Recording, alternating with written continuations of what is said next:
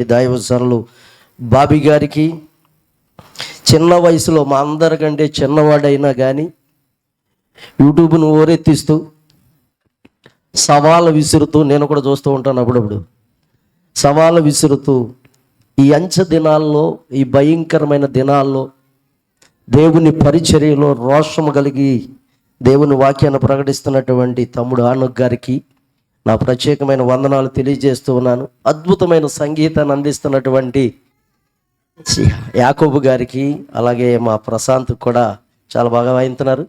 మీకు ప్రత్యేకమైన వందనాలు. మరొకసారి మీ అందరికీ వందనాలు. మాటలు రావనుకుంటాను మనకే,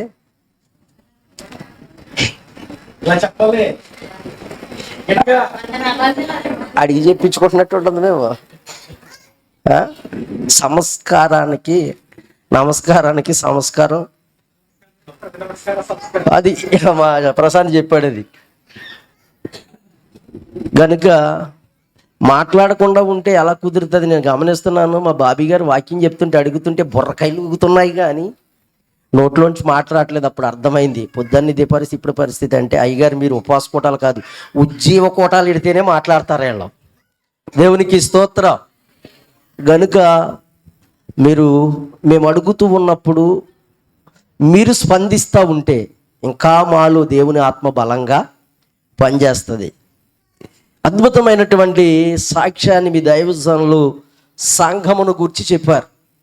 ఇక మీకు మేము ఏం చెప్పాలి? మేము బాబు గారు ఇక అసలు మేము ఇది అది అని చెప్పడానికి అవకాశం లేదు.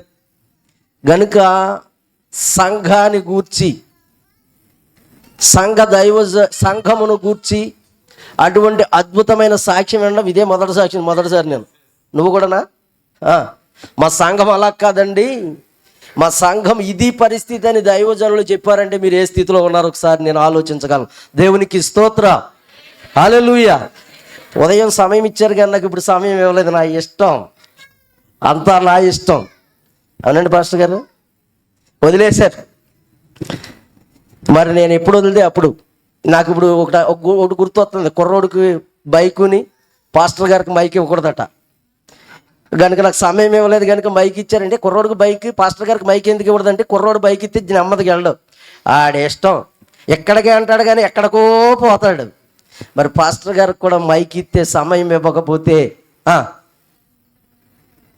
అండి అరగంట అన్న కాడికి 10 నిమిషాల్లో ముగించేస్తారా ఏంటి చెప్పండి? 10 నిమిషాలు అన్న కాడికి అరగంట ముగింతారంట. దేవుని యొక్క మహాకృపను బట్టి పరిశుద్ధాత్మ దేవుడు నాకు సమయం ఇవ్వకపోయినా కానీ మిమ్మల్ని నేను విసిగించాలని నేను అనుకోవట్లేదు. ఇందాక వెళ్తూ ఎక్కడికి కిందకి నాకు సమయం ఇస్తూ మన హృదయంలో ఏముండాలన్నారు అయ్యగారు? చెప్పండి, మాట్లాడండి అమ్మా. మీ పాస్టర్ గారు చెప్పిన మాట కన్నా సమాధానం చెప్పండి. ఏముండాలి? వాక్యం ఉండాలి. మంచిదే, ఇచ్చేవారిగా ఉన్నారు, దాతృత్వం కలిగిన వారిగా ఉన్నారు. పాస్టర్ గారు అడగకుండానే తెచ్చేసే అంత పరిస్థితి దేవుడు మీకు ఇచ్చాడు. గనుక అందుని బట్టి మేము దేవునికి స్తుతులు చెల్లిస్తున్నాం. మిమ్మల్ని బట్టి దేవునికి స్తోత్రం, హల్లెలూయా. కానీ దానితో పాటు హృదయంలో వాక్యం అనేది చాలా, ఈ రాత్రికాల సమయంలో నీ హృదయంలో ఏమున్నదో దేవుని యొక్క వాక్యాన్ని బట్టి అసలు మన హృదయము ఎలాగుంది అనే దానికోసం పరిశీలన చేస్తూ ఒక వాక్యాన్ని మనం చదువుకుందాం. పరిశుద్ధ గ్రంథములో నుండి రాజుల 2వ గ్రంథం, బైబిల్ గ్రంథాలు తెరవండి. రాజుల 2వ గ్రంథం 4వ అధ్యాయం, 4వ అధ్యాయం, పేజీ నెంబర్ 310, 40వ వచనాన్ని చదువుకుందాం. తినుటకు వారు వడ్డింపగా ప్రవక్తల శిష్యులు రుచి చూచి, దైవజనుడా, కుండలో విషమున్నదని కేకలు వేసి దానిని తినక మానిరి. తలలు వంచండి, చిన్న ప్రార్థన చేసుకుందాం. మా పరమ తండ్రి, మరొక్క మారు నీ పాద సాన్నిధ్యానికి మేము వచ్చామయ్యా. ఇంతవరకు నీ దాసుని నిలవబెట్టుకుని మాసిదోనియలో ఉన్న సంఘము ఎలాగున్నదో మీరు మాట్లాడారు. ఈ యొక్క సమయంలో అల్పుడను దీనుడును వట్టివాడని మట్టివాడినైనా నేను నిలబడ్డాను. ఈ చదువుబడినటువంటి వాక్య భాగములో నుండి ఈ సంఘానికి నా ద్వారా మీరు ఏమి మాట్లాడనై ఉన్నారో నీ పరిశుద్ధాత్మ సహాయముతో నన్ను నిలవబెట్టుకొని నా ద్వారా ఇక్కడున్న బిడ్డలందరికీ అర్థమయ్యే రీతిలో మీరు మాట్లాడమని, వినగలిగే చెవిని, గ్రహించే హృదయమును ఇక్కడున్న ప్రతి ఒక్క బిడ్డకు మీరు అనుగ్రహించమని యేసు నామమున అడుగుచు ప్రార్థన చేయుచు నాన్న మా పరమ తండ్రి, ఆమెన్. తినుటకు వారు వడ్డింపగా ప్రవక్తల శిష్యులు రుచి చూచి, దైవజనుడా, ఈ కుండలో విషమున్నదని కేకలు వేసి దానిని తినక మానిరి. కుండలో ఏముందంటండి? విషం ఉంది. ఇక్కడ జరిగిన సంఘటన గూర్చి ఒకసారి ఆలోచన చేస్తే, ఎలీషా సేవాదినములో పరిచర్య చేస్తున్నటువంటి సమయంలో గిల్గాలు అనేటువంటి ప్రాంతానికి ప్రవక్త అయిన ఎలీషా వెళ్ళాడు. ఆ గిల్గాల ప్రాంతములో క్షామముతో నింపబడిపోయింది. ఎలాగుంది చెప్పండి? ఎలాగుంది? క్షామం అంటే ఏంటి?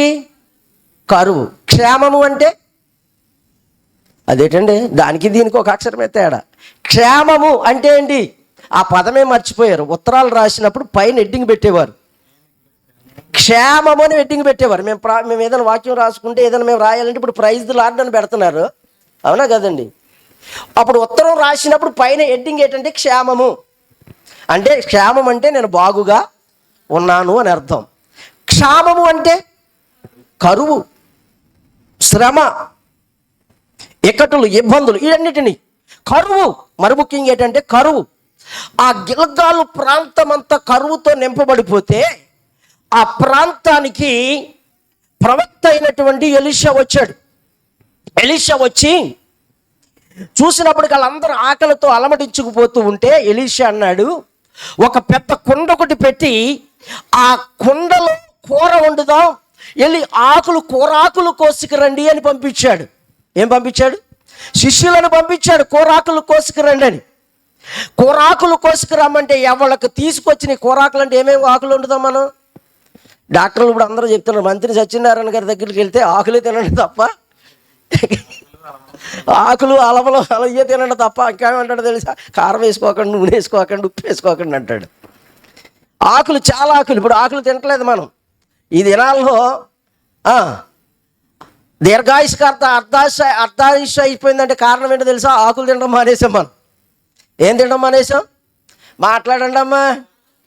అది లేకపోతే మీరు నిద్రపోతున్నారో తెలియదు, మెలకుగా ఉన్నారో తెలియదు, నాకేం అర్థం కావట్లా. నేను మాట్లాడుతున్నప్పుడు మీరు మాట్లాడండి, అడుగుతున్నప్పుడు సమాధానం చెప్పండి. ఆకులు తినడం మానేసాం. ఆ దినాల్లో ఆకులే.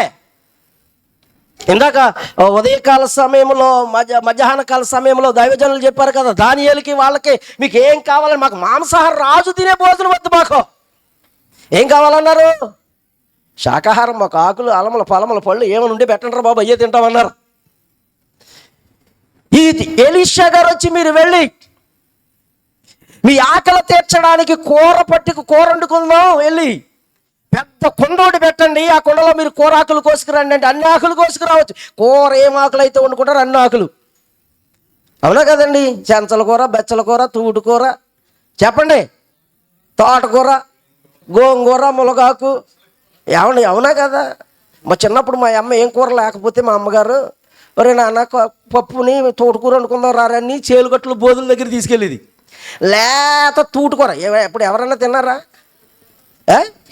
లేత తూటుకూర అంటే కాడ కింద పాకుతుంది. లేత ఆకులు కోసి పప్పులో వేసి వండితే ఉంటుంది. మరి అటు ఆ తూటుకూర ఎక్కడ దొరుకుతుంది?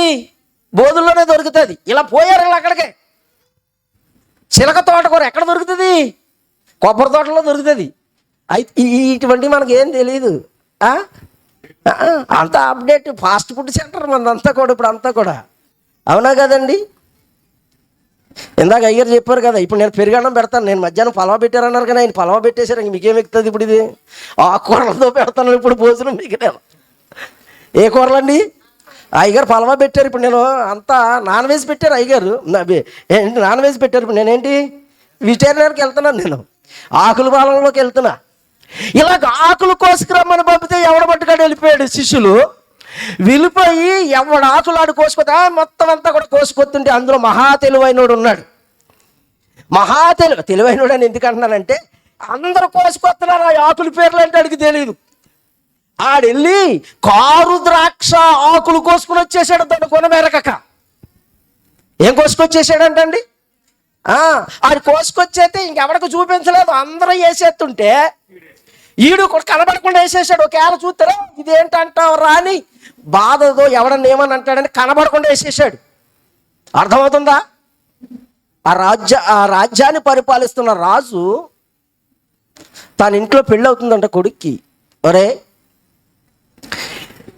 మీరు ఏం తేవాలని ఆలోచిస్తారేమో, నాకు ఏం తేవద్దు కానీ జనసమూహం చాలామంది వస్తున్నారు, వాళ్ళకి పెరుగుతో భోజనం పెట్టాలనుకుంటున్నాను, పెరుగు పాలుతో పాయసం అన్నీ చేయాలనుకుంటున్నాను.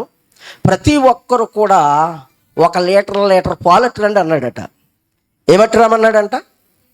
లీటర్ పాలు ఎట్టరామన్నాడంట. ఒక పెద్ద బాణోటి పెట్టాడట, ఈ ఎలీషా గారిలా కొండెట్టినట్టు. ఈ వచ్చినోడల్లా కూడా ప్రతి ఒక్కడు వచ్చి అలా వచ్చినటువంటి ఆ యొక్క బాణ దగ్గరికి వచ్చి పోసేసి వెళ్ళిపోతున్నాడట. ఏం చేసి వెళ్ళిపోతున్నాడట? వేసేసి వెళ్ళిపోతున్నాడు లీటర్ కూడా. తర్వాత రాజుగారు వచ్చి వీళ్ళందరూ వచ్చి చూసిన తర్వాత రాజుగారు వచ్చి అన్నారంట, రై పాలు కొన్ని దేనికి తీయండి, పరమాన్నానికి తీయండి, పాయసానికి తీయండి, సేమియాకి తీయండి, పాలు తోడెట్టడానికి తీయండి అని మూత తీస్తే అందులో ఉన్నాయన్నీ నీళ్ళేనంట. ఏం తెలుసా ఎందుకని? ఒరే, అందరూ పాలు అట్టుకొస్తారు, నేను ఒక్కడ చెంబు నీళ్ళు అట్టుకెళ్తే ఆ పాలు కనబడతాయా, నేను వేసినవి అని వాళ్ళకి ఏమైనా తెలుస్తాయా అని ఆలోచనతో వచ్చిన వాళ్ళల్లా ఏం పట్టుకొచ్చారంట? అది కనబట్టలేదు, పోనీ చూడలేదు. మూతి చూస్తే అందులో పాలు నీళ్ళు తెలుసును. వచ్చినోడల్లా ఎవడు చూస్తున్నాడా అని వేసేస్తున్నాడే తప్ప అందులో ఏమున్నాయి అనేది మాత్రం ఎవడో చూడలేదు. ఈడు అలాగే దాని గుణం ఎరగక పట్టుకొచ్చి ఆ ఆకుకూర అందులో వేసేస్తే ఆ ఆకుకూర ఏం చేసిందంటే ఉన్న ఆ ఆకుకూర ఏర్పాటు చేసినటువంటి కూరంతటిని కూడా పాడు చేసి విషపూరితం చేసేసింది. ఏం చేసింది? విషపూరితము చేసి, ఆ విషపూరితము చేసిన తరువాత ఆ కూరను వడ్డించడానికి ఇక్కడ ఒక అద్భుతం జరిగింది. మీకు తెలుసో లేదో కానీ ఏంటంటే, బైబిల్ గ్రంథంలో కొత్త నిబంధనలో ఆహారాన్ని ఆశీర్వదిస్తే, మీకు అర్థమైందా? 5 రొట్టెలు ఆశీర్వదిస్తే ఎన్ని వేల మందికి పెట్టారు? 5,000 మంది తినగా. 5,000 మంది అని ఏంటండి పురుషులు లెక్కెట్టారు. ఎక్కడ పురుషులు లెక్కెట్టగలమా, స్త్రీలు లెక్కెట్టగలమా? మాట్లాడరే. పురుషులు చాలా తక్కువ మంది ఉన్నారు కనుకనే టక్టక్ లెక్కట్టేయచ్చు. మరి స్త్రీలో లెక్కట్లు, మరి పిల్లలు లెక్కట్లు. అంటే వీళ్ళందరూ లెక్కేసుకుంటే ఎంతమంది ఉంటారో చూడండి. అన్ని వేల మంది తినగా ఇంకెన్ని మిగిలినాయి? 12 గంపలు మిగిలినాయి. 7 రొట్టెలు 2 చేపలు పంచి పెడితే 4,000 మంది. ఆ 7 రొట్టెలు 4 చేపలను ఆశీర్వదించితే ఇంకా మిగలగా 6 గంపలు 7 గంపలు మిగిలినని మనం బైబిల్లో చూస్తాం. పాత నిబంధన గ్రంథంలో అటువంటి అద్భుతం ఏమైనా జరిగిందా? మిమ్మల్ని అడుగుతున్నా, పాత నిబంధన గ్రంథంలో అటువంటి ఆశీర్వదింపబడిన సంఘటన ఎక్కడన్నా ఉందా? పాస్టర్ గారు బరువు పెడుతున్నారు, ఎందుకంటే ఆవిడ చదువుతారు కనుక. చెప్పండి పాస్టర్ గారు, మాట్లాడకండి మీరు. ఎక్కడ జరిగింది ఈ అద్భుతం? ఎవరు చేశారు ఈ అద్భుతం? ఎవరు చేశారు ఈ అద్భుతం? ఎక్కడ జరిగింది? క్రొత్త నిబంధనలో యేసు ప్రభు ఆశీర్వదిస్తే అద్భుతం జరిగింది. మరి పాత నిబంధన గ్రంథంలో ఎక్కడ జరిగినాయి? ఇప్పుడు మనం చదువుతున్న వాక్యమే. ఎలీషా గారు కూరండిచ్చాడు తప్ప రొట్టెలే. మీకు అర్థమైందా? ఎలీషా గారే చేశాడు ఆ అద్భుతం. ఎక్కడో రాజుగారు 20 రొట్టెలు పట్టుకుని వీళ్ళకి భోజన ఆహారాన్ని అక్కడి నుంచి సిద్ధపాటు చేసి ఆ రాజుగారు వస్తే కూర వండమంటున్నారు అయ్యగారు. మరి మరి తినడానికి రొట్టెలేయి అంటే యెహోవా చూసుకుంటాలే, నువ్వు ముందు కూర వండు, కొండ పెట్టి కూర వండితే సరిపోతుంది అని చెప్పినటువంటి దైవజనుడు అర్థం కాల వీళ్ళకెవరికని. ఒక రాజు ఏర్పాటు చేసుకుని 20 రొట్టెలు పట్టుకొస్తే 100 మందికి పెట్టగా ఇంకా మిగిలిపోయిందంట. దేవునికి స్తోత్రం, హల్లెలూయా. అటువంటి ఆహారము కరువు క్షేమ కాలములో దైవజనుడు ఆశీర్వదించి వారందరికీ ఆహారము పెట్టిన సంగతి మనము చూడగలుగుతున్నాం. అయితే నా యొక్క అంశం ఏంటంటే, వీళ్ళందరూ కూరాకులు తెచ్చి పెద్ద కుండలో వేస్తే ఆ కుండలోనికి శిష్యులు రుచి చూచినప్పుడు దైవజనుడు, ఈ కుండలో విషమున్నది. ఈ రాత్రికాల సమయంలో నీ హృదయం అనే కుండలో ఏమున్నదో ఒకసారి ఆలోచన చేయి. నాది ఇదే అంశం, అర్థమవుతుందా? నువ్వు ఒక కుండవి, ఒప్పుకుంటావా ఒప్పుకోవా? నేను ఒక కుండని. ఒప్పుకుంటారు ఒప్పుకోరండి? మనం ఎవరము? చూడండి, పరిశుద్ధ గ్రంథములో దేవుని యొక్క వాక్యంలో మనము చూడగలుగుతూ ఉన్నాం. ఇర్మియా ప్రవక్తతో దేవుడు మాట్లాడుతూ ఉన్నాడు. నేను నిన్ను నిర్మించుకున్నాను, నేను ఎవరినో తెలుసా? కుమ్మరిని. నువ్వెవరు? మంటివి. నువ్వేదో సాకులు చెప్పడానికి ప్రయత్నం చేయొచ్చేమో కానీ నీకు ఇష్టమైన పాత్రగా, నాకు ఇష్టమైన పాత్రగా నేను నిన్ను మలుచుకున్నాను. నమ్మట్లేదా? కుమ్మరి దగ్గర తీసుకెళ్తాను పద. ఇర్మియా గ్రంథం 18వ అధ్యాయం. ఇర్మియా గ్రంథం 18వ అధ్యాయం 2వ వచనంలోనికి వెళదాం. 2వ వచనంలోనికి వెళితే, నీవు లేచి కుమ్మరి ఇంటికి వెళ్ళము, అక్కడ నా మాటలు నేను ఏదైతే అనుకుంటున్నానో నా ఆలోచన ఏంటో నీకు నేను తెలియజేస్తాను.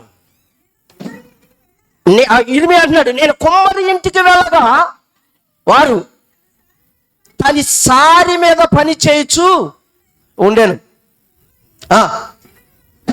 కుమ్మరి చికట మంటితో తీసుకొని చేయుచున్న కుండ ఆయన చేతిలో విడిపోగా,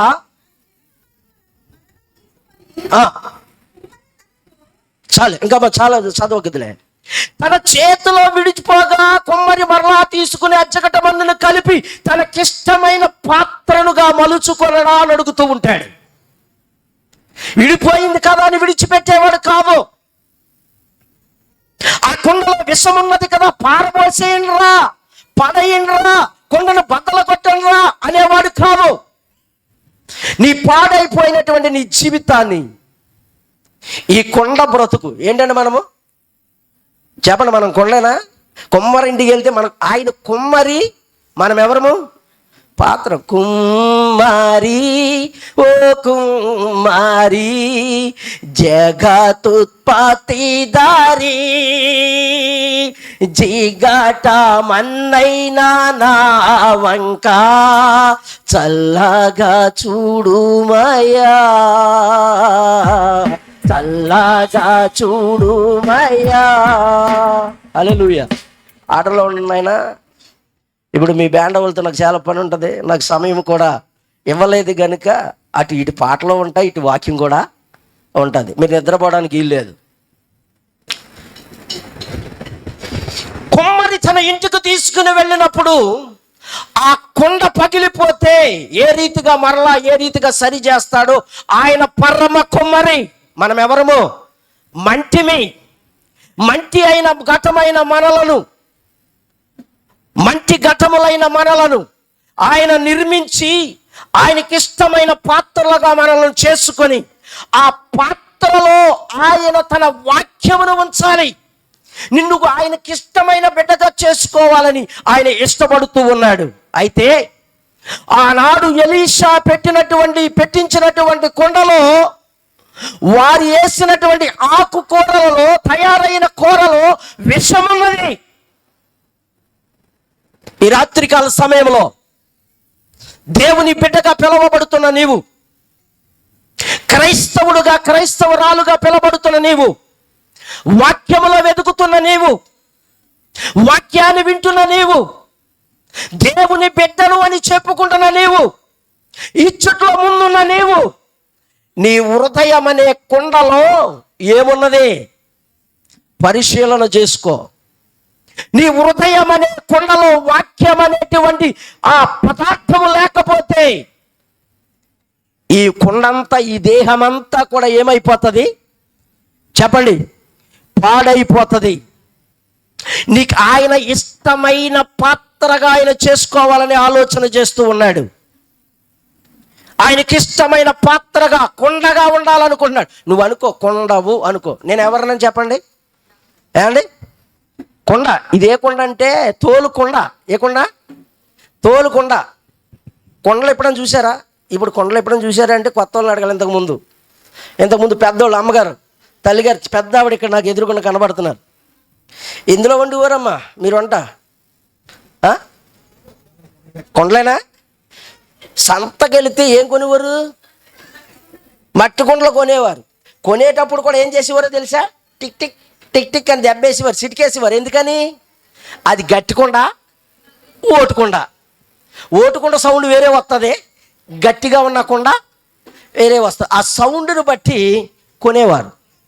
ఈ రాత్రికాల సమయంలో నువ్వు ఓటుకుండవో గట్టుకుండవో నువ్వు తెలుసుకోవాలంటే వాక్యాన్ని చాలా జాగ్రత్తగా వినాలి. మనం కొండే. భక్తుడు, అందుకని ఒక భక్తుడు పాట పాడతాడు.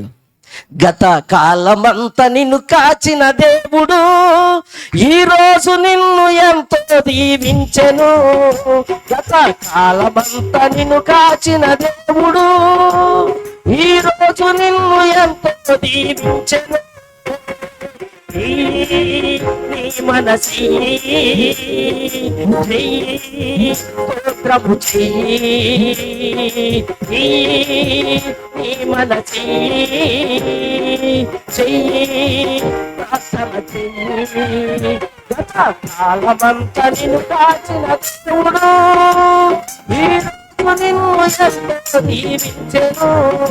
గత కాలమంతా నిన్ను కాచిన దేవుడు మట్టి కుండగా పుట్టించి నిన్ను కంటి పాపగా కాపాడినాడు. మట్టి కుండగా పుట్టించి నిన్ను కంటి పాపగా కాపాడినాడు.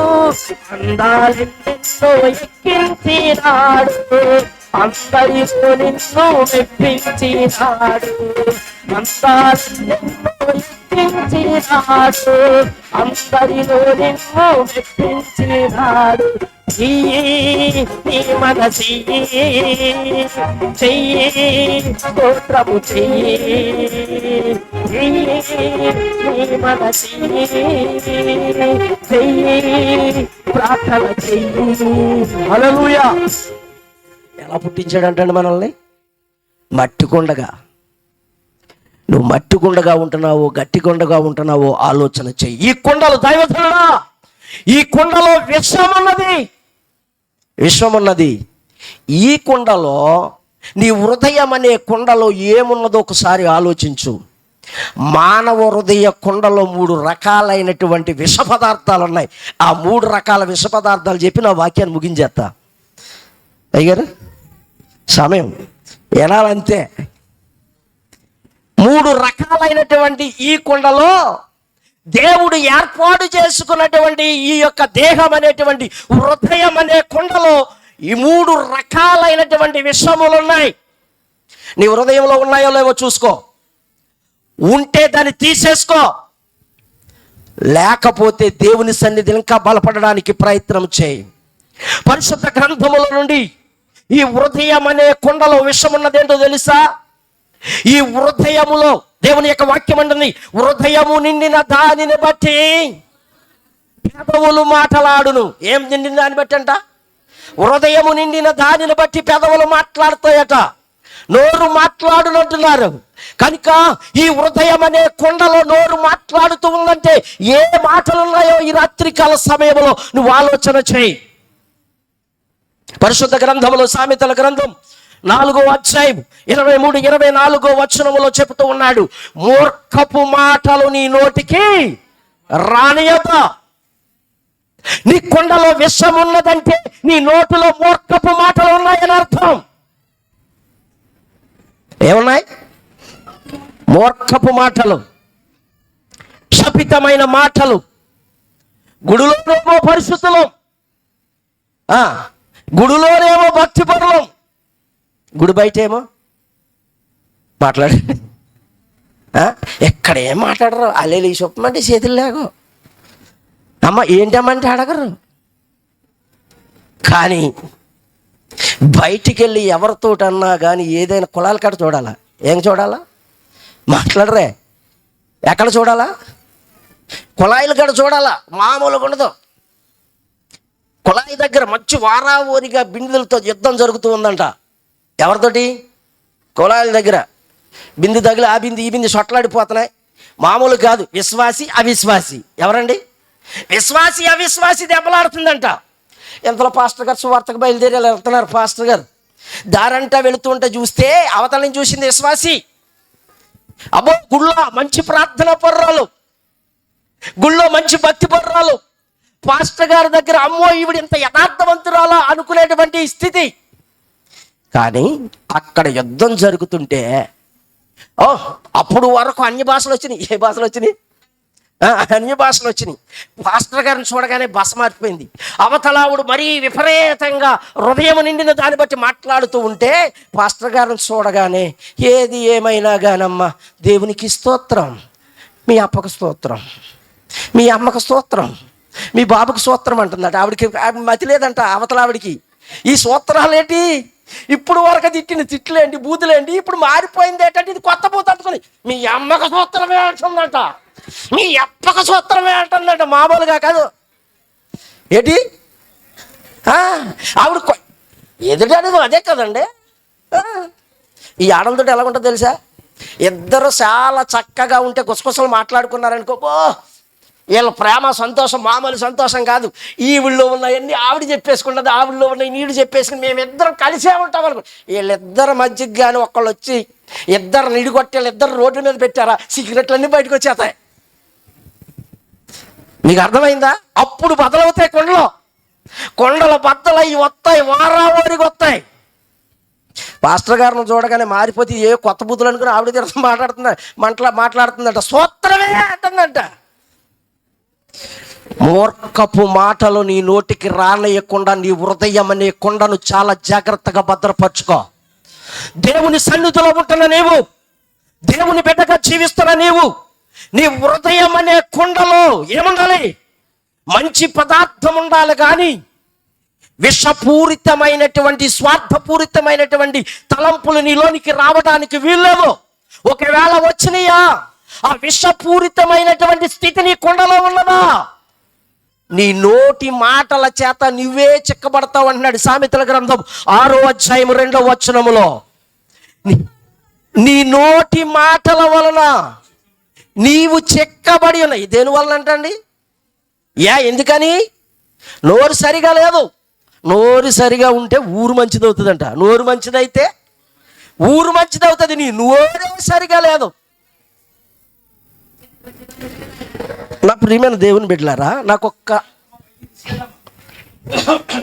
ఒక విషయాన్ని నాకు చెప్పండి. నాకు ఒక విషయాన్ని చెప్పండి. మనల్ని దేవుడి బిడ్డలని ఇప్పుడు అంటారు. నేను అడుగుతున్న ప్రశ్న అర్థమవుతుందా? దేవుని బిడ్డలని మనల్ని ఎప్పుడు అంటారో అలా సూత్రం ఏంటండి అమ్మా? దేవుని ప్రేమను దేవుని ప్రేమను కనపరిచి దేవుని బిడ్డలు అంటారా? మిమ్మల్ని ఎక్కువ సందర్భాల్లో ఇలా దేవుని బిడ్డలు అని ఎప్పుడు అన్నారు?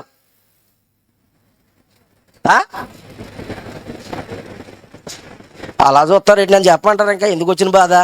మీరు గొడవలు ఎట్టుకుని కజ్జాలు ఎట్టుకుని బూతులు తిట్టి ఊరిగా దెబ్బలాటకి వెళ్ళిపోతే వీళ్ళు ఎవరు? దేవుని బిడ్డలు. ఏమొస్తున్నాయి నోటంట? ముత్యాలు రాలిపోతున్నాయి. వీళ్ళు నిజంగా దేవుని బిడ్డలేనా అంటారు. అవునా కదా? నువ్వు భక్తిగా ప్రార్థన చేస్తే దేవుని బిడ్డ అన్న సంగతి అలా గుర్తురాదు. కానీ నీ నోట్లో నుంచి ఎప్పుడైతే ముత్యాలు బయటకు వస్తాయో అప్పుడే నీ నోటి మాటల వలన నువ్వు అన్యజనుల మధ్య చిక్కబడిపోతున్నావేమో. జాగ్రత్త. ఈ కొండలో భయంకరమైనటువంటి మూర్ఖపు మాటలు ఉండకూడదు. అటువంటి మూర్ఖపు మాటలు ఉన్నాయా? ఆ మాటల వలన నువ్వే చిక్కబడతావు. ఇంకా అంటాడు 12వ అధ్యాయము 18-20 వచనంలో, నీ మాటలు ఎలాగున్నాయో తెలుసా, కత్తిపోటు వంటి మాటలు కలవంటాడు. ఏమున్నాయంట? కత్తిపోటు వంటి మాటలు వేస్తే అన్ని విషయాలను, ఎన్నాకులు అందరూ తెచ్చినాయేమో మంచి ఆకులు, ఈడేసిన 2 ఆకులు ఏమైపోయినాయి? కొంతే కదా, విషంగా మారిపోయి. ఇన్ని సంవత్సరాల బట్టినటువంటి వాక్యము, ఎన్ని సంవత్సరాలు చేసినటువంటి భక్తి, ఆ కొంచెపు మాటల వలన ఏమైపోతుంది ఒక్కసారి నువ్వు ఆలోచన చేయి. నీ సాక్ష్యాన్ని పోగొట్టుకుంటున్నావు. నీ జీవితాన్ని, ఇదిగో అంతవరకు కనబడినటువంటి జీవితం కంటే, చూడండి, మంచోడని పిలిపించుకోవడానికి, మంచి అని చెప్పించుకోవడానికి ఎన్ని దినాలు కష్టపడాలి? ఆడి చచ్చే వరకు కష్టపడతానే ఉండాలి. చెడ్డ అనిపించుకోవడానికి అంతసేపు మంచోడు చెప్పరే, చాలు. దేవుని దగ్గర కూడా మనం ఎలాగుండాలో తెలుసా? దేవుని దగ్గరకు వచ్చినది మొదలుకొని మన ప్రాణం పోయేటంత వరకు కూడా ఎవరితో మంచి అనిపించుకోవాలి? మనుషులతో కాదు. మనుషులతో మంచి అనిపించుకోవాలంటే మనుషులు ఉండగా ఒకలా మాట్లాడతావు, మనుషులు లేకపోతే ఒకలా మాట్లాడతావు. నీ కంటికి కనబడని దేవుని దగ్గర మంచితనాన్ని సంపాదించుకోవాలి. కానీ దేవుడు అంటున్నాడు, వీళ్ళంతా మోసగాళ్ళు. ఎలాగుందంటో తెలుసా?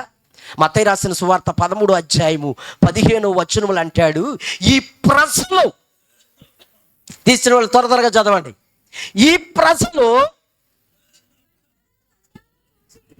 ప్రజలు కనులార చూచి చెవులార విని హృదయముతో గ్రహించి. అబ్బా ఏంటంట? ఏం చేస్తున్నారంటే ఈ ప్రజలు కనులారా చూస్తున్నారు. దేవుడు చేసిన కార్యాలను, దేవుడు చేసిన అద్భుతాలను కనులారా చూసి, చెవులారా విని, మనస్సునందు హృదయమందు గ్రహించి.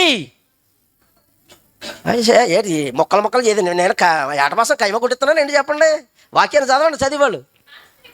మనస్సు త్రిప్పుకొని నా వలన స్వస్థత పొందకుండానట్లు వారి హృదయము, అబ్బా కొవ్వట్టేసిందంట, వీడికి బాగా కొవ్వు ఎక్కువైపోయిందిరా. ఏమంటారు? దేవుడు అన్న నేనంటలేదు అమ్మాయి. దేవుడు చేసిన కార్యాలు నువ్వు కనులారా చూసావు, చెవులారా విన్నావు, మనస్సునందు గ్రహించి నీ మనస్సు త్రిప్పుకొని. ఎందుకు తిప్పుకున్నావంటే నీ హృదయానికి ఏమట్టింది? కొవ్వెక్కువైపోయింది. మాట వినకపోతే ఏమంటారు పెద్దోళ్ళు? వీడికి అంత కొవ్వెక్కువైపోయిందిరా. ఆడపిల్లైనా మగపిల్లైనా అంటారంటరా. దేవుడు కూడా అదే అంటున్నాడు. ఎందుకో తెలుసా? దేవుని వైపు నువ్వు తిరిగినట్టు నటిస్తే నువ్వు కనులారా చూస్తున్నారా లేదా? ఈ వాక్యం ఎవరికో కదండి, క్రైస్తవులు అనబడిన మనకే. దేవుడు చేసిన అద్భుతాలు చూస్తూ, దేవుడు చేసిన ఆశ్చర్యకార్యాలు చూస్తూ, దేవుని వాక్యాన్ని చెవులారా వింటూ, మనసులో పెట్టుకోకుండా నీ ఇష్టానుసారంగా నీ హృదయం క్రొవ్వెట్టినట్టు మనం ప్రవర్తిస్తూ ఉంటే దేవుడు ఊరుకొనే గ్రహింపలేకున్నారంటున్నాడు దేవుడు తన వాక్యంతో. ఈ రాత్రికాల సమయంలో దేవుడు మనతో మాట్లాడుతున్న మాట, నీ హృదయములో ఏముంది? మూర్ఖపు మాటలు అనేటువంటి విషం ఉన్నదా? లేకపోతే మూర్ఖ స్వభావం కలిగినటువంటి దేవుని మాట వినకుండా క్రొవ్వు పారిపోయినటువంటి స్థితిలో నీవు ఉన్నావా? కత్తిపోటు వంటి మాటలు నీలో ఉన్నాయా? జాగ్రత్త, అది నిన్ను పాడు చేస్తుంది, నిన్ను పట్టేస్తుంది నీ మాటలో. గనుక నీ హృదయములో ఉండవలసిన నీ హృదయములో మాత్రమే ఉండాలి. దైవజనుడా, ఈ కొండలో విషమని ఇది రాత్రికాల సమయంలో మీ నోటులో కానీ మీ హృదయములో కానీ, హృదయం నిన్ను దాన్ని బట్టి నోరు మాట్లాడుతుంది కనుక మీ హృదయములో అటువంటి మాటలు ఉండడానికి వీల్లేదు. నీ నోటిలో నుంచి వచ్చిన మాటను బట్టి నీకు తిరిగి ప్రతిఫలం వస్తుంది.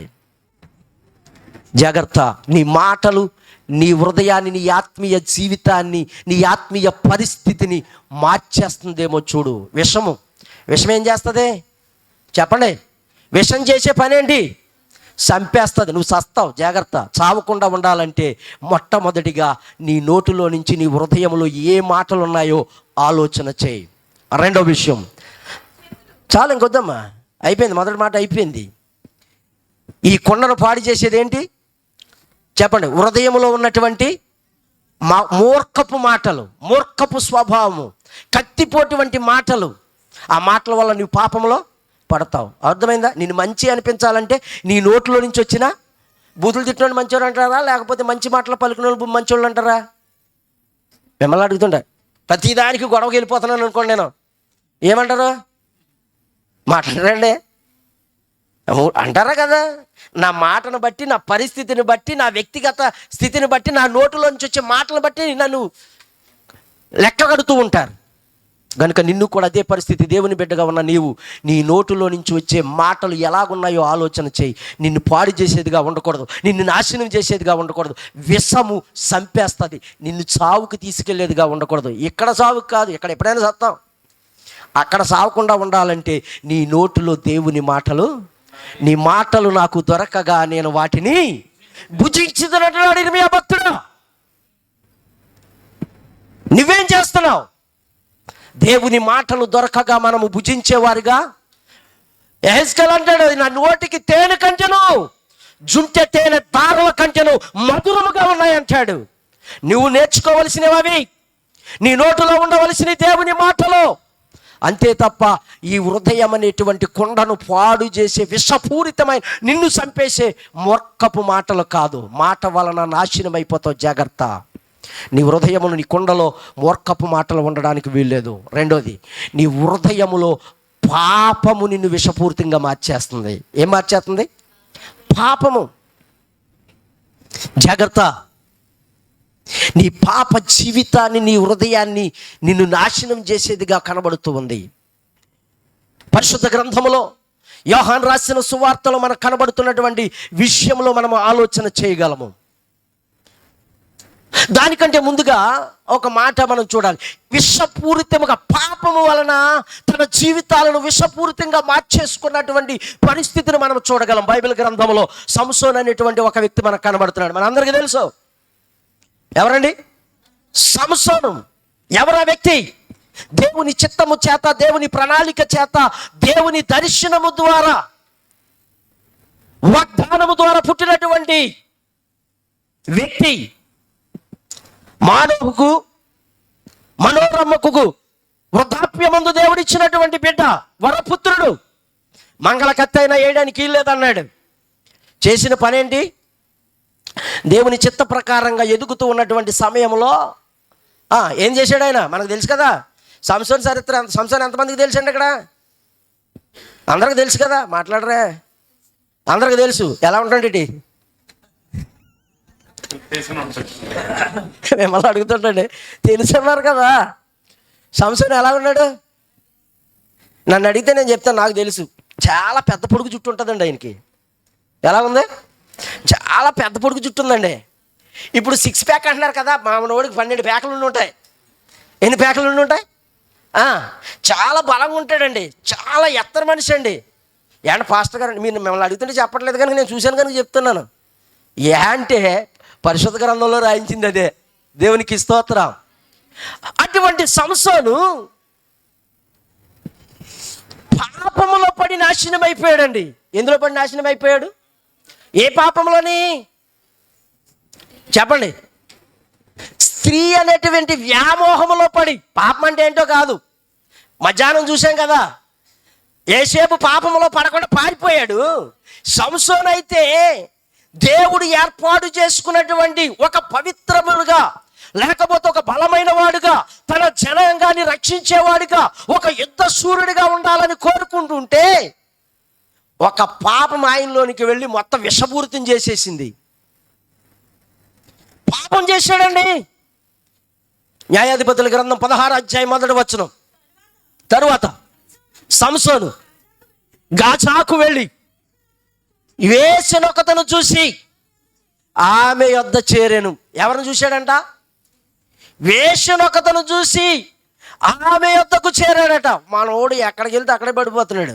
వేశ్య ఎవరు? ఎక్కడ చేరాడు? వేశ్య ఇంటికి చేరాడు.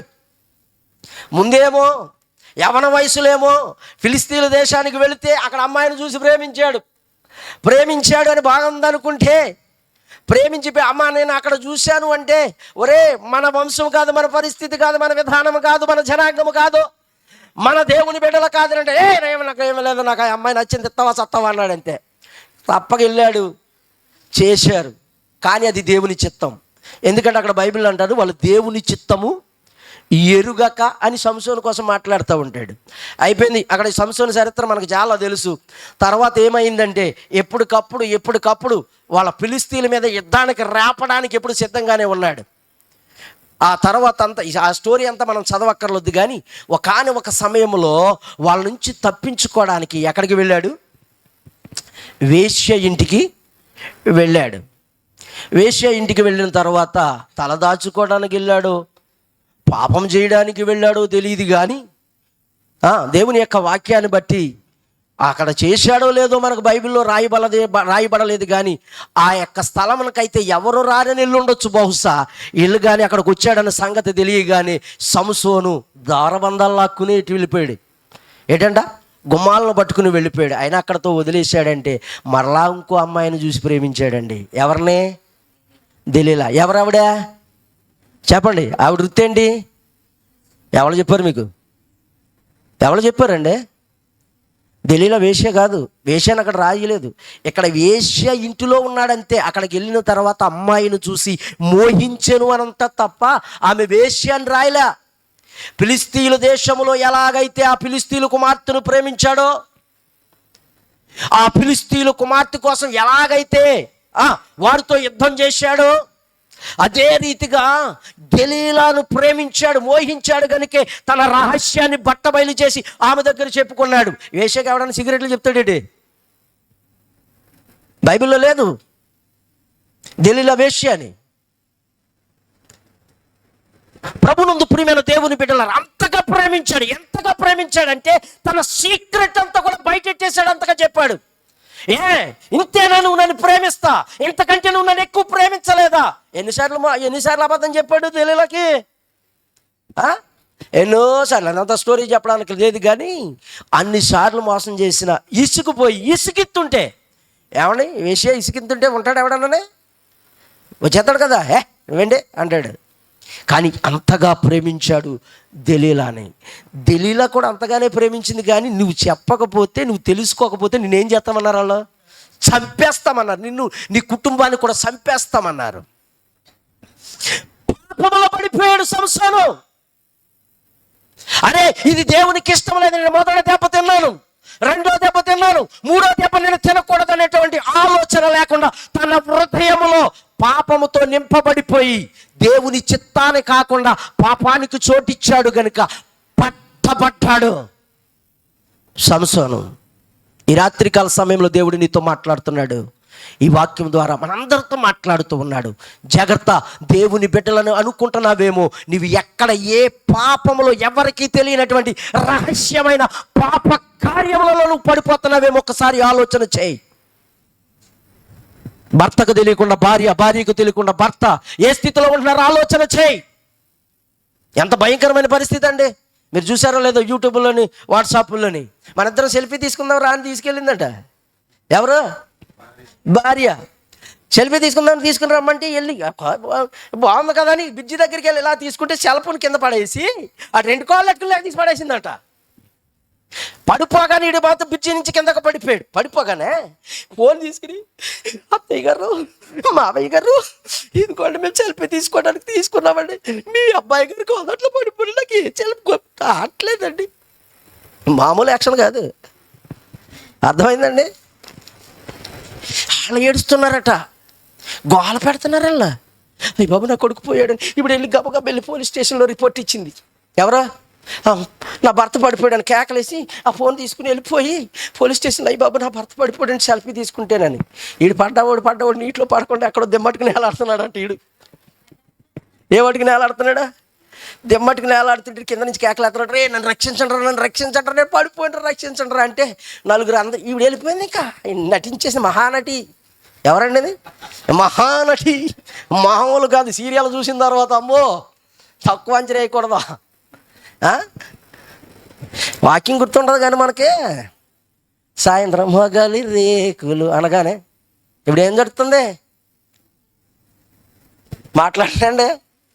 ఏ సీరియల్ నడుస్తున్నాయి చెప్తే పాస్టర్ గారు బాగోదండి. పాస్టర్ గారు వాకింగ్ గుర్తుండదు కానీ అమ్మ ఆర్కే గారు మరలా బతికాడంటే కొత్తగా ఎత్తనాడంటే చాలు మరలా టీవీలు తెరిచేస్తారు. వీడు పైకి వచ్చిన తర్వాత వీడు పైకి వచ్చిన తర్వాత ఏలా అంత పైకి సెల్ఫీ తీసుకోవాలా అని అనగానే, ఎక్కడా నా భార్య నన్ను తోసేసిందని చెప్పాడంట. తీసుకెళ్ళి జైలు పడేశారు. అంటే అక్రమ సంబంధం. ఏంటంట, ఈయన ఎలాగైనా వదిలించుకోవాలన్నటువంటి ఆలోచన. పాపం నిన్ను నాశనం చేస్తే విషము కంటే ప్రమాదకరమైనది పాపం. సంసోను పడిపోవడానికి కారణము అదే పాపం. రెండోది, అంత దేవునికి ఇష్టానుసారుడైనటువంటి భక్తుడు దావీదు, నా ఇష్టానుసారుడైనటువంటి కుమారుడని పిలువబడినటువంటి దావీదు, దేవుని చేత ఏర్పాటు చేయబడిన వాడు, చిన్ననాటి నుండి దేవుని భక్తిలో ఎదిగిన వాడు, దేవుని విశ్వాసములో ఎదిగిన వాడు, దేవుని కోరుకున్నవాడు దావీదు ఎందులో పడ్డాడు? పాపం విషమైపోయింది. రాత్రికి సాయంకాల సమయంలో లేచిన తర్వాత ఏం చేయాలో అర్థం కాక సల్లపూట వేళకి మిద్ది మీదకి వెళ్ళి తిరుగుతున్నటువంటి సమయంలో ఏం చేశాడు? చూడరాని దృశ్యాన్ని చూశాడు. సమూయేలు 2వ గ్రంథం 11వ అధ్యాయం 2వ వచనములో మనకందరికీ తెలుసు, తీనకర్లా ఏం చూశాడు? ఒక స్త్రీ స్నానం చేస్తుంటే చూశాడు. పాపపు చూశాడు. చూసిన వాడు ఏం చేయాలి? అయ్యో నా కనులు త్రిప్పుకోవాలి, ఈ కొండలోకి దేవునికి తప్ప మరొక దానికి చోటు లేదే, ఇది పాప కార్యమే గనుక దీని వలన నేను నాశనం అయిపోతానే, దేవునికి భయభక్తులు దేవుడు మెచ్చిన పెట్టనే అన్న సంగతి మర్చిపోయి ఆ యొక్క అందానికి ఆకృతకు ఆకర్షితుడై ఇంటికి పిలిపించుకున్నాడు. పాపం చేశాడు. ఊరుకుంటుందా పాపము? పాపము పరిపక్వమైంది, గర్భము దాల్చింది. భర్త చూతే యుద్ధములో ఉన్నాడు. రాజుకు కబురు పెట్టింది బెత్షెబా. ఏమంది? నేను గర్భవతిని, ఇది నా మీదకి రాకూడదని భర్తను పిలిపించి, ఒరే నాయన ఎంతకాలంరా నా కోసం పని చేస్తామంటా, ఇంటికి వెళ్ళిపోయి సుఖంగా సంతోషించరా, ఈ నేరవాడి మీద గెంటేద్దామని చూశాడు. ఆడు ఇంకా తెలివైనడు, నమ్మకస్తుడు. ఎవరా? యూరియా. నమ్మకమైన వాడు. ఆ నమ్మకత్వాన్ని బట్టి, అయ్యా నువ్వెంతో బాధలో ఉన్నా, కష్టంలో, ఎక్కడున్నాడే? బాధలో ఉన్నాడా? పాపంలో పడిపోయి ఉన్నాడు. నేను వెళ్ళను, ఈడు వెళ్ళేటట్టు కనబడతలేదని ఒక సావు లెటర్ చేతికి ఇచ్చి పంపించాడు. ఈయన ముందు ఎట్రా యుద్ధంలో చచ్చిపోతాడని. అట్టుకెళ్ళాడు. సావు లెటర్ మొట్టమొదట కొట్టింది దెబ్బ ఆడే కొట్టింది. అయ్యో పాపం ఏమీ లేనిది అయిపోయిందే బెత్షెబా, ఇంతగా ప్రేమించి రాజుగారిని విడిచిపెట్టకుండా అంటి పెట్టుకుని ఉన్నాడే, ఈవిడు బ్రతికేటండి. ఏం కంగారు పడకండి, నేను పెళ్లి చేసుకుంటానని ఆ నేరాలు పోగొట్టుకోవడానికి పెళ్లి చేసుకున్నాడు. ఎవరు? దావీదు. పాపం విషము. ఊరుకున్నాడు దేవుడు? బిడ్డను చంపేశాడా? చంపేలేదా? నీ యొక్క జీవితంలో దేవుని బిడ్డగా జీవిస్తున్న నీవు పాపపు తలంపులతో కానీ పాపపు ఆలోచనలతో కానీ నీ హృదయములో విషం ఉన్నదంటే, పాపం అనే విషం ఉన్నదంటే ఎప్పటికైనా నష్టపోతావు. జాగ్రత్త, జాగ్రత్త. నా ప్రియమైన దేవుని బిడ్డ, మొదటిది నీ కొండను పాడు చేసేది, హృదయాన్ని పాడు చేసేది నీ నోటి మాట. రెండోది నీ పాపపు ఆలోచనలు, నీ పాపపు తలంపులు. సంసోను అదే చేశాడు, దావీదు అదే చేశాడు. కొత్త నిబంధన గ్రంథంలో నేను ఇందాక చెప్పాను కదా, యోహాను సువార్త 4వ అధ్యాయము 17వ వచనంలో మనకు కనబడుతున్నటువంటి ఆ 4వ అధ్యాయం మొదటి నుంచి కనబడుతుంది. ఆ స్త్రీ, ఏ స్త్రీ? ఆ స్త్రీ సమరయ పాపపురాలైన స్త్రీ. మిట్ట మధ్యాహ్నం అక్కడ కూర్చున్నాడు. యేసయ్య వచ్చాడు. రాగానే ఏమట్టుకొచ్చింది చెప్పండి? కొండట్టుకొచ్చింది. మాట్లాడరే, కడవట్టుకొచ్చిందా లేదా? ఎందుకు? నీళ్లు చేదుకోవడానికి. కానీ అస్సల కొండలో, ఈ కొండలో నీళ్ళు వేసుకోవాలని చూసిందేమో కానీ అస్సల కొండలో ఉన్నదంతా కూడా ఏంటది? పాపపూరితమైన విషము. అనేక కుటుంబాలను పాడు చేస్తూ ఉంది, అనేక కుటుంబాలను నాశనము చేస్తూ ఉంది. ఈ కొండ సరి అయిన రీతిలో లేదు. దేవుడు చూశాడు, యేసయ్య చూశాడు. ఈ ప్రాంతానికి, ఇదిగో ఈ ప్రాంతం అంతా రక్షింపబడాలి అంటే, ఈ ప్రాంతం అంతా మారు మనసు పొందాలంటే, ఈ ప్రాంతం అంతా నా వైపు చూడాలంటే ఈ ఒక్క కొండను బాగు చేస్తే చాలనుకున్నాడు యేసయ్య. దేవునికి స్తోత్రం. వచ్చాడు, మాట్లాడటం ప్రారంభించాడు. అది పెద్ద స్టోరీ అనుకోండి, దానికోసం నేను వెళ్ళట్లేదు. కానీ వెంటనే ఆ కొండ, అందులో నీళ్లు పోసుకోవడం మానేసి ఈ కుండలో యేసయ్య మాటలు అనేటువంటి నీరుని వేసింది. ఎవరు? సమరయ స్త్రీ. ఏమైపోయింది చెప్పండి? బ్రతుకు మారిపోయింది. బ్రతుకు మారిపోయింది. మనం అందరికీ తెలుసు ఆ స్టోరీ. అంతకు మించి ఏమీ లేదు. బ్రతుకు మారిపోయింది. ఆ బ్రతుకు మారిన తరువాత ఈ కుండ అనేక కుండలు తీసుకొచ్చిందా లేదా? అనేకమైన కుండలను తీసుకొచ్చింది. నా ప్రియమైన దేవుని బిడ్డ, దేవుని యొక్క వాక్యము నీతో మాట్లాడుతూ ఉన్నప్పుడు చాలా జాగ్రత్తగా ఆలోచన చేయి. చెప్తూ ఉన్నాడు, దైవజనుడా ఈ కుండలో విషమున్నది, ఎవరు తినకొద్దని కేకలు వేస్తూ ఉన్నారు. ఆ విషము పోవాలంటే, నీలో ఉన్న కుండలో ఉన్నటువంటి మూర్ఖపు మాటలు పోవాలంటే, నీలో ఉన్న పాపపు ఆలోచనలు పోవాలంటే, నీలో ఉన్న పాపపు తలంపులు పోవాలంటే, ఈ ఉపవాస కూటములో మనము మరో పరిశుద్ధులుగా కనబడాలి అంటే మనము దిద్దుకోవలసిన అవసరం ఉంది. ఇది తింటే చస్తారు, మరి ఏం చేయమంటావు? పారేయమంటావా? పారేయవలసిన అవసరము లేదో. మూడవది, ఆ యొక్క విషపు కుండను మార్చగలిగినటువంటి దేవుడు. దేవునికి స్తోత్రం, హల్లెలూయా. రాజుల 2వ గ్రంథంలోనికి వద్దాం మనం. 4వ అధ్యాయము 41వ వచనం. అతడు పిండు కొంత తెమ్మనగా వారు తేగ ఆ కుండలో దాని వేసి జనులు భోజనము చేయుటకు వడ్డించుడని చెప్పాను. వడ్డింపగా కుండలో మరి ఏ జబ్బు కనిపించకపోయాను. దేవునికి స్తోత్రం, హల్లెలూయా, హల్లెలూయా. మూడవదిగా, నీ కుండలో ఉన్న జబ్బు పోవాలంటే పిండి వేయాలి. ఏం పిండో తెలుసా? దేవుని వాక్యం అనే పిండి. దేవునికి స్తోత్రం, హల్లెలూయా. నీ బ్రతుకు మార్చబడాలి అంటే, నీ జీవితం మార్చాలంటే ఏది కావాలి? నిన్ను మార్చగలిగింది వాక్యమే. దేవునికి స్తోత్రం, హల్లెలూయా. ఈ పాపపు బ్రతుకులు మారాలంటే దేవుని వాక్యము కావాలి. ఎంతమంది దేవుని వాక్యాన్ని వింటూ ఉన్నారు? ఇది మారుస్తూ ఉంది అనేక మంది జీవితాలను, అనేక మంది అంతకులను, అనేక మంది మోసగాళ్లను, అనేక మంది దొంగలను, అనేక మంది త్రాగుబోతులను మార్చగలిగింది ఏంటండి? మేము చేస్తున్న పని ఏంటి? ఏమంటే మనం చేస్తున్న పని ఏంటి అయ్యగారు? అదేనా? దేంతో చేస్తున్నాం మేము? వాక్యము ప్రకటించడం ద్వారా. ఎవరైతే దేవుని వాక్యాన్ని వింటారో, ఎవరైతే దేవుని మాటకు లోబడతారో, ఎవరైతే దేవుని మాటను వారు హృదయమందు భద్రపరుచుకుంటారో, వారు హృదయములో ఉన్నటువంటి విషపూరితమైనటువంటి లక్షణాలన్నీ కూడా బయటకు పోయి పవిత్రులుగా మార్చబడతారు. నమ్మిన వారు దేవునికి స్తోత్రం చెల్లించండి. హల్లెలూయా, హల్లెలూయా. నీ జీవితం మార్చబడాలి, నీ బ్రతుకు మార్చబడాలి. అండ్ మిమ్మల్ని మనులు అడుగుతున్నామా, మాణిక్యాలు అడుగుతున్నామా? ఇందాక అయ్యగారు అంటున్నారు, ఈ మందిరం కట్టినప్పుడు నేను ఎవరిని అడగలేదండి, అడగకుండానే తెచ్చి ఇచ్చేశారు. దేవునికి స్తోత్రం. అలా ఇవ్వగలిగినటువంటి స్థితికి దేవుడు నిన్ను తీసుకొచ్చాడు. అలా ఇవ్వగలిగినటువంటి పరిస్థితికి దేవుడు నిన్ను తీసుకొచ్చాడు. నీ జీవితం మార్చబడింది. ఒకవేళ నువ్వు మార్చబడకపోతే, ఒకవేళ నువ్వు కానీ దేవుని వైపు తిరగ ఉండకపోతే, ఆ డబ్బు ఎక్కడికి వెళ్తుందో తెలుసా? ఎక్కడ పోద్ది? పురుషులైతే సారా కొట్టుకో, పేకాడుకో, అవునా కదా, ఇటువంటి స్థలాలకు పోతూ ఉంటాయి. కానీ దేవుని ఆశీర్వాదాన్ని పొందడానికి దేవుడి దగ్గరికి తీసుకురాగలిగాడు. దేవునికి స్తోత్రం, హల్లెలూయా. నా ప్రియమైన దేవుని బిడ్డలారా, మన జీవితాలను, బ్రతుకులను మార్చేది దేవుని వాక్యము. అందుకని అంటాడు, నీ మాటలు నాకు దొరకగా నేను వాటిని భుజించి తిని. వాక్యమును మన జీవితంలోనికి ఆహ్వానిస్తే మన ఎటువంటి జీవితాలైనా సరే బాగుపడతాయి. అందుకని వాక్యాని కోసం అనేక మాటలు ఉంటుంది. నీ వాక్యము నా పాదములకు దీపము. నా బాధలలో ఏం చేస్తుందంట? 119వ కీర్తన ఏమంటాడు? ఇదే నా నెమ్మది కలుగు చేస్తుంది అంటాడు.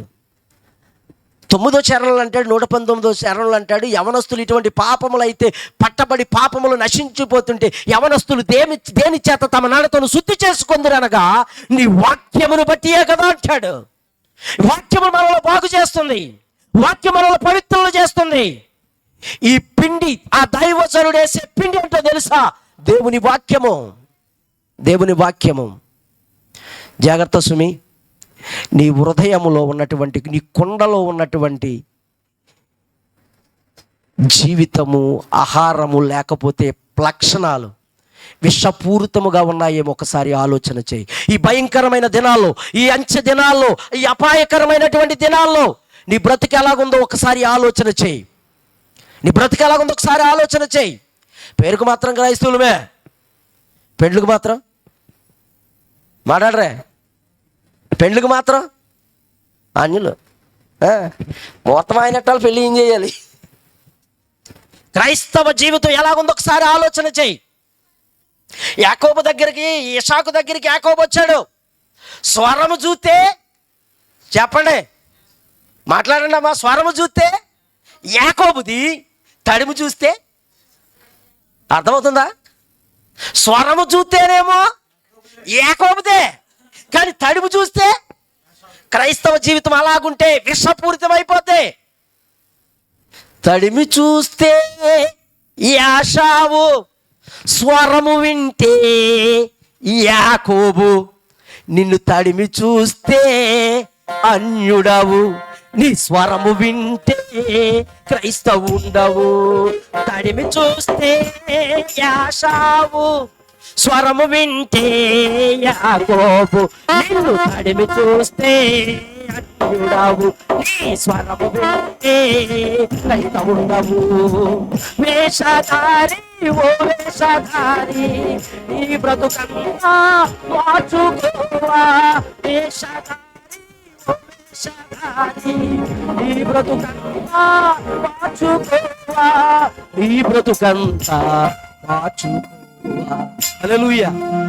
తడిమి చూస్తేనేమో యాషావు, తడిమి చూస్తేనేమో అన్యులు, స్వరం వింటే. ప్రార్థనలు మాత్రం మామూలుగా చేయం. ఏదైనా కార్యక్రమం పెట్టాలనుకోండి, పాస్టర్ గారి దగ్గరికి రారు. ఎక్కడికి వెళ్తారు? మంచి చెడులు చేసే ముహూర్తాల దగ్గరికి పోతాడు. ఎక్కడికి పోతాడంట? ముహూర్తం ఆయనట్ల ప్రార్థన ఏం చేయాలి? నీ జీవితం ఎలాగుంది? అదే విషపూరితమైన జీవితం. నువ్వు వాక్యానికి లోబడ్డావంటే, వాక్యానుసారమైన జీవితం కలిగి ఉన్నావంటే నిజ క్రైస్తవుడు. ప్రాణం పోయేటంత వరకు ఆయనతో వెంబడించి వాక్యాన్ని హృదయమందు భద్రపరుచుకుని నీ కొండలోనికి విషము రాకుండా వాక్యముతోటే జీవిస్తాడు. నా ప్రియమైన దేవుని బిడ్డ, ఈ రాత్రికాల సమయంలో క్రైస్తవులుగా ఉన్న మనము మన కొండలో, హృదయం అనే కొండలో ఏముండడానికి వీల్లేదు? విషం ఉండడానికి వీల్లేదు. ఒకవేళ మూర్ఖపు మాటలు ఉన్నాయేమో దాన్ని తీసేయి, కత్తిపోటు వంటి మాటలు ఉన్నాయేమో దాన్ని తీసేయి, లేకపోతే ఆ మాటల చేత నువ్వు పట్టబడతావు. రెండవది, నీ హృదయంలో పాపం ఉన్నదేమో. పాపం ఎవరికి కనబడదో, రహస్యమైనది అది. అటువంటి ఆలోచనలు నీలో ఉంటే, అటువంటి తలంపులు నీలో ఉంటే, అటువంటి భయంకరమైన నీ స్థితిలో ఉంటే తీసేయి. మూడోది, అవి తీసేయాలంటే దేవుని వాక్యం నీ హృదయంలోనికి వెళ్ళి మార్చబడాలి. ఆ వాక్యమే నిన్ను బాగు చేసేది, ఆ వాక్యమే నిన్ను భద్రపరిచేది, ఆ వాక్యమే నిన్ను పవిత్రపరిచేది. ఆ విషమును మార్చి, మధురముగా మార్చి నిన్ను పరలోకానికి తీసుకువెళ్ళేది. వెళ్ళాలని ఆశపడుతున్నావా? తలలు వంచు, మోకరించు, ప్రార్థన చేద్దాం. ప్రభువా, ఈ రాత్రికాల సమయంలో మీరు మాతో సూటిగా మాట్లాడారయ్యా. మా హృదయం అనే కుండలో ఏమున్నదో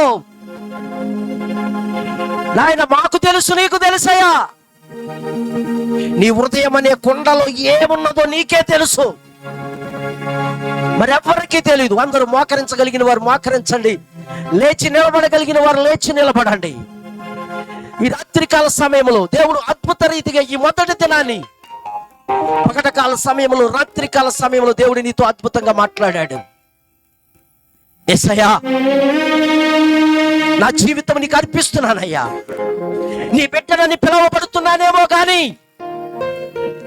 దేవా, నా ప్రవర్తన, నా స్థితి, నా ఆలోచన, నా విధానం అంతా కూడా ఇంకా లోకానుసారముగానే ఉన్నది, లోకాన స్థితిలోనే ఉన్నది.